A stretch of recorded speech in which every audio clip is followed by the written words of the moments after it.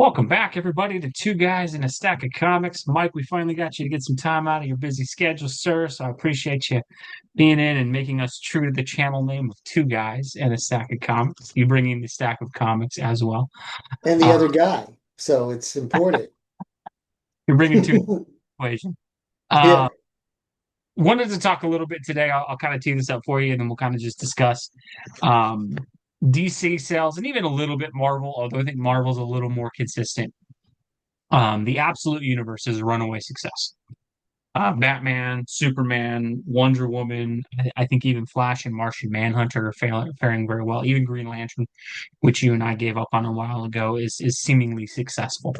In the case of Absolute Batman, a book that's flying off the shelves, and all of them are selling considerably better than their mainstream counterparts.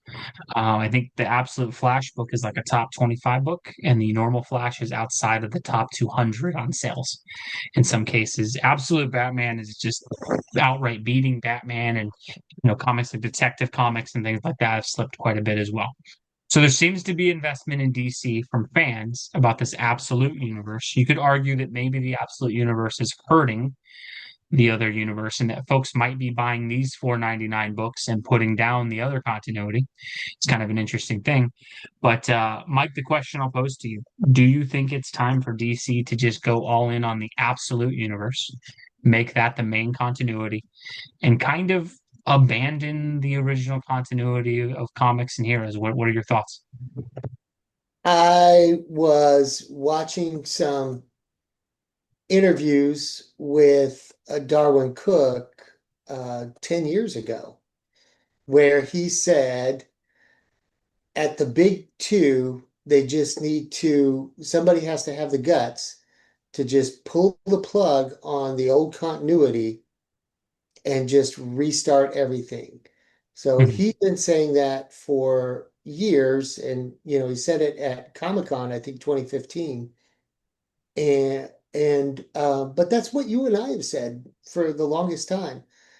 Like, it crushes my spirit to know that, would you consider, is it even a possibility that you would consider, kind of rolling Throwing over all that on history away. Yeah. Detective Comics and like maybe just have it, once a year, a special Detective Comics. But we are where we are.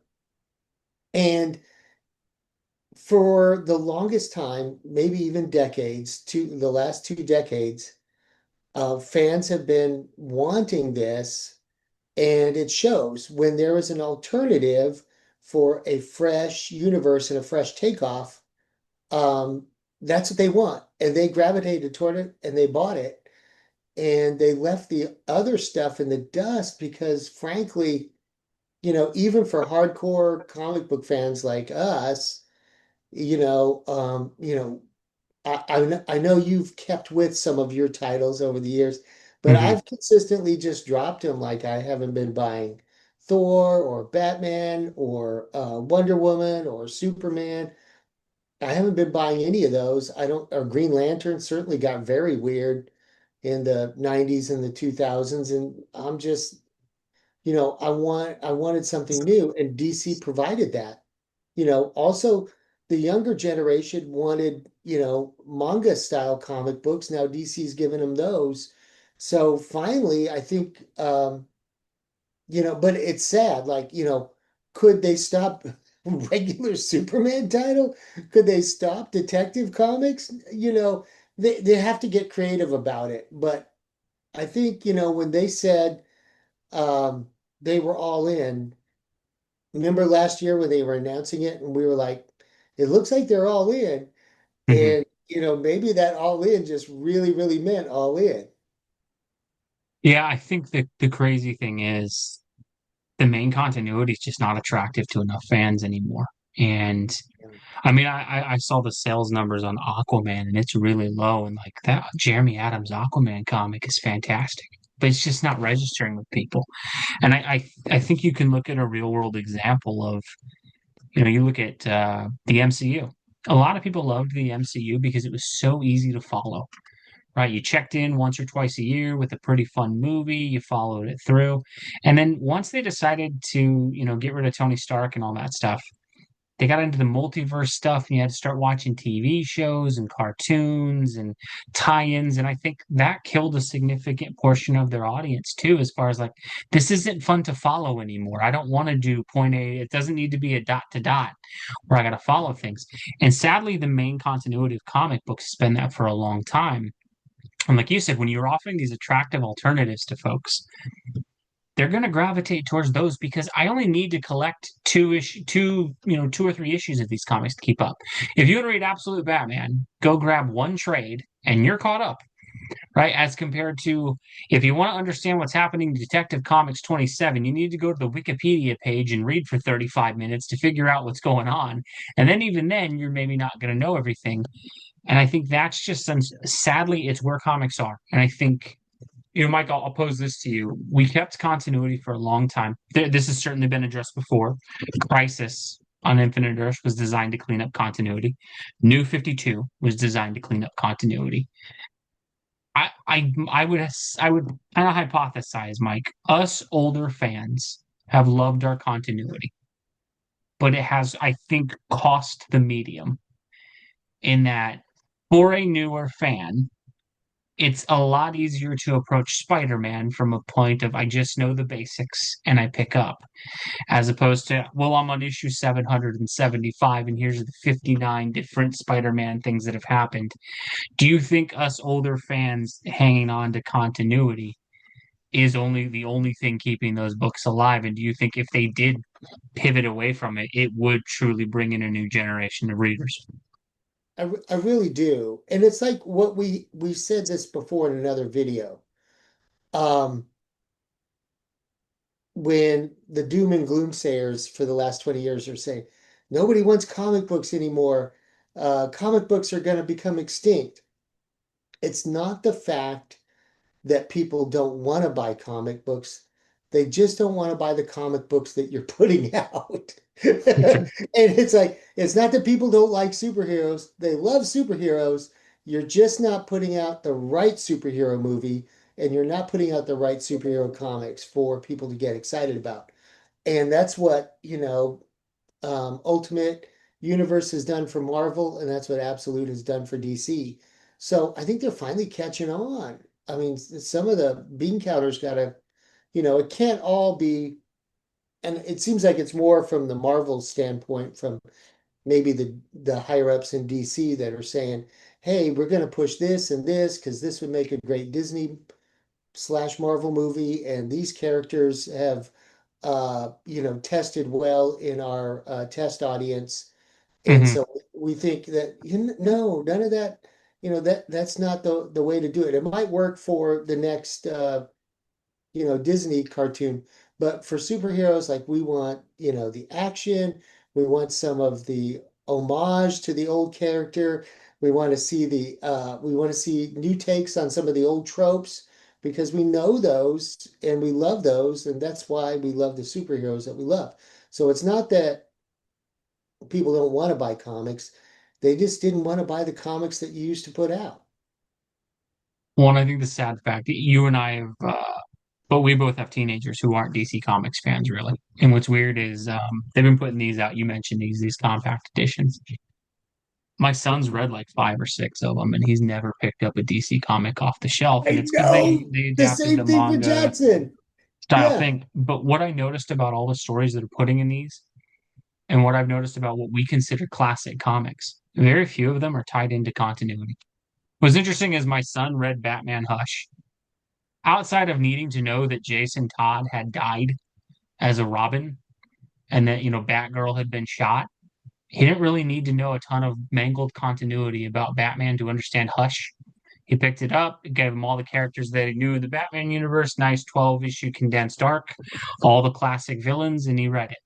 DC The New Frontier didn't need to know a whole lot of history. Read through it in about a day. Watchmen is a comic with 12 issues. People consider it a classic because you don't need to do 50 years of research. Batman Year One, right? Another one. Batman Dark Knight Returns, The Killing Joke. All of these are comics that, yes, if you're a long-term fan, you get more context. But the reason I think many people see them as classics is it's basically, hey, if you love Batman and you've seen anything Batman that you love, you can pick those up, read those, and it hits for you. All-Star Superman's done the same thing. What's it? Secret Origins by Jeff Johns Superman. A lot of great comics have done that. It's hard to name the classic run that people love that is just flying off the shelves in huge numbers that's mangled into continuity all that much. And No, that's the hard part. and the thing about the compact editions is it's hard for my local store to keep them in stock. They Mhm. come in, they sell out, and then you have to wait. And like if you missed an issue, you can get it just like in manga. Like, they have the set of manga 1 through 25, but they sold out of 1, 6, and 12. You just reorder it, and within a month it comes in and you can get it. So we had missed some of the compacts because they fly off the shelf. And the comic shops haven't really caught up to the fact that if you stock this, it will move every month for you. And so they kind of trepidatiously tiptoed into the compact thing.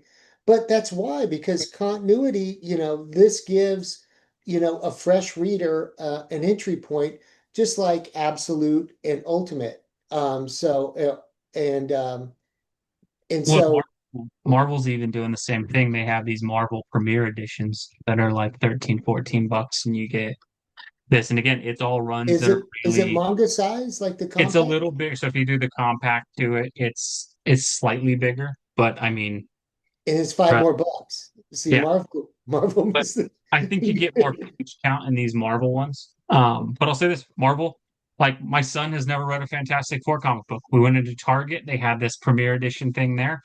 He read through this in a day. They had a What Daredevil Born Again which one. run is that one for? It's Jonathan Hickman's run, the Oh, first okay. 15 of his. They had Daredevil Born Again. They had Captain America Winter Soldier. What's funny is like he wanted to find more of them. And like you said, comic book See, stores don't have a lot. They sold out. Even at Targets where they sell these, and like we were looking for it at one of the Targets here in San Antonio, and they had one, and we asked like, "Hey, do you have any other volumes?" Like, no, we sell out of those every time we get them. And so I think that's the thing is like you said, this these are huge things that work. But I think the reason these are working is yes, it's the price and the compact and the manga piece of it, but it's also they're picking runs that fit without needing to know a ton of continuity. Because like the brilliant thing of Jonathan Hickman stuff, yes, there's a little bit of continuity in, but in all honesty, if you read this Fantastic Four, as long as you know, like, hey, Reed and Sue are married and they have a couple kids, which is an easy thing to baseline pick up, the rest of the run makes sense. Daredevil Born Again, you kind of just need to know that Matt Murdock, and that's, I think the thing that we're seeing is these classic characters work with audiences, like you suggested. You just need, and so I think the solution would be maybe go all in on the absolute universe, give everybody a new, fresh starting point like that. I don't think you need to, because I don't want to see Batman stories go away with the classic Bruce Wayne. But what I no. think, like you suggested, maybe once a year you do a 120-page issue of Detective Comics that comes out. Maybe once a year you do a 120-page graphic novel of Batman. You could keep the issue numbers and have it be a once a year release or a twice a year release, and you get a meaty chunk of the story. And for those who love the continuity, I think that would create demand. Where like I absolutely know there's comic book characters I don't pick up, but if you told me, hey, Reed, twice a year there's Thor. You get a 120-page Thor thing. It's the only Thor thing coming out this year. Comes out in January. Comes out. I would pick it up. I Me would give too. it a shot in a way that, hey, a $5 commitment monthly to that book, probably not. And To a so story that you don't relate to, that you're not familiar well, with. especially because I'm already picking up a dozen other books, and by the time, and I think that's the thing is these mini series, and it would I think give some creative freedom to some of these great creators too. Where, hey, if you want to tell a classic Batman story, if you're Jim Lee and Jeff Loeb, I think part of what's killing Hush too is that they have to adapt some of this stupid modern continuity thing in a million new characters that have been introduced. If you would just have, hey, you know what? You guys don't have to worry about continuity. Do Hush 2, Do it everything that you want to do. Don't worry about it being in the main continuity. Go free, and then we can, instead of having Jim Lee does 2 issues and then we go on a 5 month break, let's just give Jim Lee all the time he needs and we can release it at once. And that way fans can really get the full picture of it. I hate saying this is the weird thing. I hate saying this because I love being the Wednesday Warrior who goes in and picks up my books and has them there. But I think we're seeing it die, and I think that you could still have that feeling with the Absolute Universe. But I think another great example of this, Mike. You and I love Conan. It's the best. It's our favorite book. Why is it so great? Because you're not bogged down in a ton of continuity. Mm-mm. Basically, and the greatest thing that I love about Conan, I can recommend that book to anybody. And if they go, well, it's issue 23, I'm like, well, honestly, if it's issue 23 and it's like issue 2 of an arc, you just need to get the previous issue. In all Yeah. honesty, if you go pick up 22, you're fine. You can read 22, 23, 24, and you're good. Other ones is like, yeah, man, like if you pick up Aquaman number 8, you're not going to know crap that's going on. You got to wait for the trade or hope the store has the other 7. It's a weird place to be. Kind of to pinpoint this at the end, Mike. Do you think they'll ever pull the trigger on it? Because we saw them try with the new 52 and they couldn't help themselves. Within a year, it was like, we have to bring back Wally West and we have to bring back this and we got to bring back the Superman marriage. Do you think that this will finally be the push where they do? Do you think they'll ever go for it all the way? Um, Judging from what they said last year and judging from the success that they've had since they put it out, I'd say there's a fair chance that they will. Um, you've got some higher ups and you Mark Waid is trying to, put that history out and kind of make a script for everybody to follow. It's yeoman's work, I'm telling you. Well, no But one needs that. Like you he's need doing a you. good job of it. And if that were there as a foundation and you had that, you could wipe away, all the messy continuity. I mean, writers honestly have been complaining about it for years. The writers, the Yeah, fans have been complaining about it for years. They just don't exactly know how to get themselves out of the rut, but they tried this absolute universe and it worked. So I think trepidatiously they're gonna eventually move that way. yeah, I think they have I to. think I think 2 years from now we'll be talking about it and they'll figure out a way to keep Detective Comics and Action Comics going, Yeah, and just as like a once yearly kind of one shot. they'll And you figure can it keep out the issue quarterly. numbers or You could do it quarterly, you know? well, and I think it's one of the things where and I compare this a lot to something else that older fans like myself. I miss baseball being what it used to be, where the baseball games were a little longer. There was no pitch count. Not everybody had the freaking designated hitter. But the reception baseball was getting is your game is boring, and new fans didn't like it. So they put in a pitch clock. They made the bases wider. The designated hitter went from in one league to in both. They made it where the pitcher doesn't bat anymore because no one wants to watch the pitcher. Even though I thought it was hilarious to watch the pitcher mess Try up, and bet. they got Yeah. rid of it. And now the games are faster. The audience engagement is higher, and baseball's better for a lot of fans. And as much as it drives people like me who miss the old baseball games the way they were, it's worked with a new generation of fans. And I think baseball had to do that to survive. Comics is probably in a place where you have to do that too. And I think even if you want to keep the old continuity, we're not saying that needs to go away 1,000%, but it's hey, every 3 months there's an issue of Amazing Spider-Man, or every or twice a year, or I think Marvel's doing a little bit better of balancing, but I think certainly for DC, like with the Flash being outside of the top 200, that's unacceptable. Like that, and part of that's because it's an extraordinarily bad run of the Flash right now. But in all honesty, if you switched it to hey, once every year there's a 200-page Flash graphic novel that comes out, I Yeah. think it would sell a lot better People will be, and if you had a bad one, people will just go, "And it was a bad volume this year," as opposed to, "I gotta go eat 12 bad issues in a row at $5 an issue." You're just losing people with that. I kind of hope they do at this point. We've been saying they need to. I was more, I think they need to, but I don't want them to. I think I'm at the point now where it's like, you know what? It's time. It's just time. You just as Darwin Cook was saying in those interviews, you said like someone has to have the guts to just go, nope, we're unplugging the machine, gentlemen. Because like you pointed out, it's not that people don't love these characters. They just don't like the stories these people are producing with them anymore. But I don't know, Mike. It'd be interesting to see. What do you guys think down below? Do you think this would actually, do you think it's time for them to abandon the main continuity and go all in on the absolute universe or a line like that? Let us know what you think down below. As always, folks, thank you for watching. God bless you. You have a great rest of your week. Thanks, everybody.